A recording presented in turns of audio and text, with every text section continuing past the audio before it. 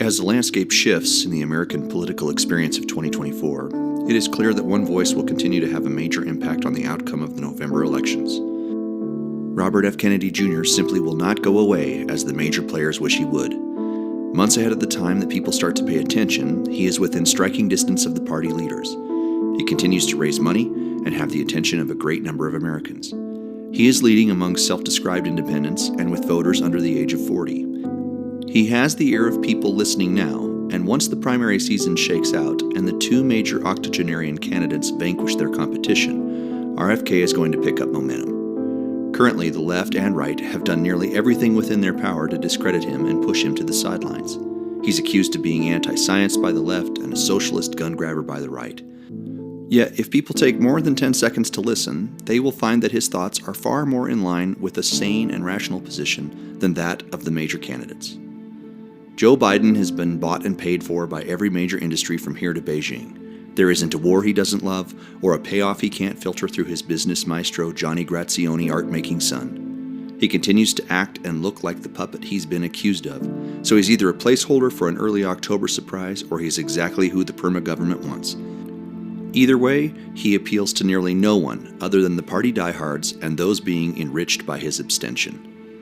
Donald Trump was once the darling of the conservative wing of the country, but his self-evident failures on Operation Warp Speed, COVID, Summer of Violence, and his treatment of his opponents in the primary have left millions politically homeless.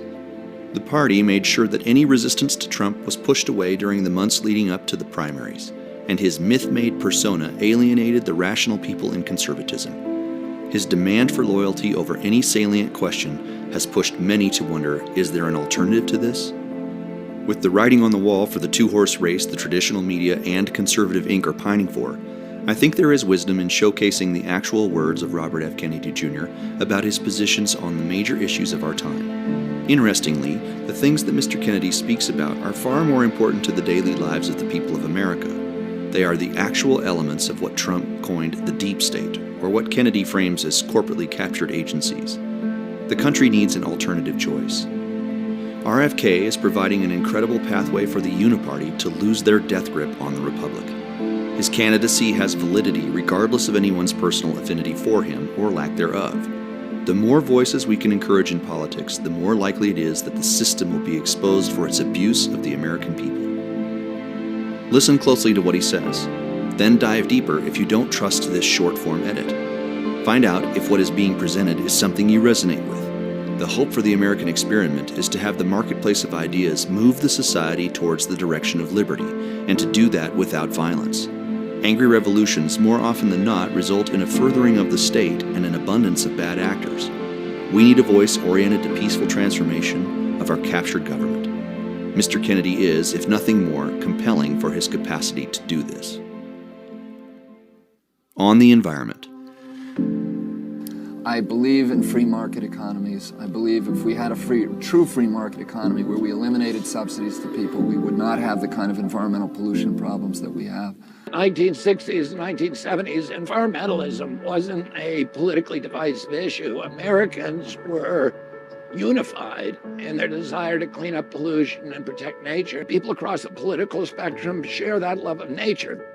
And as president, I'm going to bring this country together by making my environmental policy all about people and places and community. I spent 40 years of my career as an environmental lawyer. I brought hundreds of cases against companies like Mobil and Exxon and Chevron and Texaco to restore the Hudson River. Today, the Hudson River is an international model for ecosystem protection. Battled all kinds of government agencies and giant corporations. These victories will set the tone for my environmental policy as president. My administration will protect America's wild places. We will rebuild America's soils. We will get toxic chemicals out of our water system, out of our food, out of our air. Very few people are inspired by a line on a graph that leads to an eventual apocalypse. Instead, I'm going to prioritize the goal that I hope all Americans share. We all, whether we're Republican or Democrat or Independent, want to protect our health, our children, our farmland, our wilderness areas. And we can do all that in a way that helps the climate too. On the Second Amendment. I am not going to take people's guns away, and I believe in gun control myself. So I also want to say this, that, you know, I have spent a lot of my life in rural communities in this country, and there is a gun culture in those communities that is closely tied to people's identity. People in my political party and people like myself say to them that we're going to take your guns away. And it hasn't worked. It has polarized our country more, and it's made people dig in more. And I'm trying to end the polarization in our country. We've seen an all-out assault on our Bill of Rights. So there's a lot of people in this country who are watching this happen and say our entire Constitution is under attack. The only provision that was not under attack is the Second Amendment. And a lot of the people who believe strongly about guns say, well, the reason they didn't attack the Second Amendment is because we have our guns. But going after people's guns at this point in history, to me, is just going to cause more polarization and make it so that we can't listen to each other anymore, because we get put into these kind of tribal silos which we have to somehow figure out a way to get past. On fiat money, digital currency, and Bitcoin. Fiat currency was created in order to enable nations to go to war without levying the taxes outright on populations. The population still pays for it, but it pays through a stealth tax called inflation. Right. But fiat currency was invented long before the Fed. Right. And it was invented at the outset from the beginning in order to fund the cost of war. Well, my interest in Bitcoin began when I saw the truckers' strike, where you had peaceful demonstration of people who were exercising their right to protest and petition public officials for very, very good reasons. The government used surveillance techniques to determine their identities, to determine their license plates of their cars, and then close their bank accounts. The government has the capacity to do that. The government has the capacity to enslave us. That freedom of transaction is as important as freedom of speech. See also the trajectory toward central bank digital currency. Sure. And the power that will give nations, this ultimate power over, whether we live or die ultimately. Right. And I understood that we need a currency that is a freedom currency, a right. currency that is independent and that can't be controlled by the government. On war. We have been immersed in a foreign policy discourse that is all about adversaries and threats and allies and enemies and domination. We've become addicted to comic book good versus evil narratives. We have internalized and institutionalized a reflex of violence as the response for any and all crises. Everything becomes a war. The war on drugs, the war on terror, the war on cancer, the war on climate change. This way of thinking predisposes us to wage endless wars abroad, wars and coups and bombs and drones and regime change operations. None of this has made us safer. Inhabiting the role of an enemy, we empower hardliners in places like Russia, China, Cuba, and Iran. We invite them into the drama of conflict. Is it any wonder that as America has waged violence throughout the world, violence has overtaken us in our own nation? We could not have warfare abroad without bringing that violence home to our streets, to our attitudes, to our communities. Waging endless wars abroad, we have neglected the foundation of our own well-being. These are the wages of war. On housing. The housing has been taken away, which was, if you have a house, you can get a loan and you can build a business. Housing is probably the most important issue in terms of building wealth. 2 years ago, the average cost of a house in this country was $215,000. Today it's $400,000. Why did the price of housing go up? Well, one, because of the inflation, because we spent $8 trillion on wars and $16 trillion on COVID, which we didn't have. So they print money, which caused the price of everything to go up.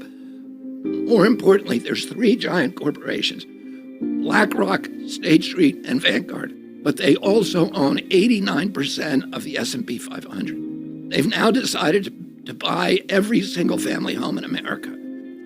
They will own 60% of the homes in this country, single-family homes, by 2030. The cost of money and interest in them is tiny. which means they can outcompete your children. One thing, I'm going to try to change the tax code to make it unprofitable for those companies to compete against your children for housing. Number two, I'm going to make a mortgage available to Americans at 3% interest. And I'm going to do that without raising the debt. I'll finance those mortgages by selling tax-free bonds on the open market. And those will only be available to first-time home buyers who will live in that community, who will work in that community. On corporate capture. Task of turning around that battleship almost on a dime. I'm confident that I can do that, Judge, because I know, I've spent 40 years litigating against these agencies, and I understand the dynamics of agency capture. I understand the financial entanglements with the regulated industries that puts regulatory capture on steroids. And I also know the kind of reforms that you need to do to unravel agency capture at these agencies. And of course, the most captured agency is the CIA, which is now a functionary of the military-industrial complex's role. Trump came in and he promised to drain the swamp. He named me as head of the Vaccine Safety Commission. I met with Fauci, I met with Collins. When that news got out, Pfizer gave $1 million contribution to Trump, and Trump appointed to Pfizer's hand-picked candidates, Alex Azar, to run HHS, and Scott Gottlieb, who was a partner of Pfizer, to run FDA. And, Gottlieb came in there, did an $88 billion gift of Operation Warp Speed for Pfizer, and then left to join Pfizer's board and collect his payoff. So, that is the swamp. On the border. They're just waiting in line to cross. Hundreds and hundreds of people for about a half mile, and then they walk to the gap in the fence. It's the insanity of it. They're brought across, they're fingerprinted to see if they have criminal records. If they don't, they're asked one question by the Border Patrol: do you have a contact in this country? The Border Patrol asks them, if we put this family on an airplane, will you pick them up? And they take them to the airport. FEMA pays for their ticket, and they go anywhere they want in the country. 7 million people have come across. These are all people who intend to stay in this country. When they stay, they're given a court date 7 years from now. And meanwhile, there's 1 million immigrants who are legally coming here, go through the whole process, which could take them 8 or 10 years. And this is like a stick in the face for them. So, no country can survive if it can't control its borders, and we're not doing that. The good news is this, that this is easy to stop. You do need a physical barrier in certain places where there's high-density populations. The rest of it you can monitor with sophisticated surveillance and ground monitoring systems. Many of those were put up during the Trump administration. The Biden administration, when it came in, took down the towers. The flow has just increased exponentially. But we can stop it. We need to do it in a way that's sensible, that's common sense, and that is not causing this terrible, terrible humanitarian crisis we're creating through government negligence. And we need to end it for everybody's sake. And that is why the First Amendment's important. Debate, congenial, respectful debate, is the fertilizer, it's the water, it's the sunlight for our democracy. This itself is evidence of the problem that this hearing was convened to address. This is an attempt to censor a censorship hearing. It is the basis for democracy. It sets us apart from all of the previous forms of government. We need to be able to talk, and the First Amendment was not written for easy speech. It was written for the speech that nobody likes you for. Malinformation is information that is true, but is inconvenient to the government, that they don't want people to hear. And that's antithetical to the values of our country. So now I'm subject to this new form of censorship, which is called targeted propaganda, where people apply pejoratives like anti-vax. I've never been anti-vaccine, but everybody in this room probably believes that I have been, because that's the prevailing narrative. Anti-Semitism, racism, these are the most appalling disgusting pejoratives, and they're applied to me to silence me, because people don't want me to have that conversation about the war, about groceries, about inflation, about the war on the middle class in this country that we need to be having. Do you think you can do that by censoring people? I'm telling you, you cannot. That only aggravates and amplifies the problem.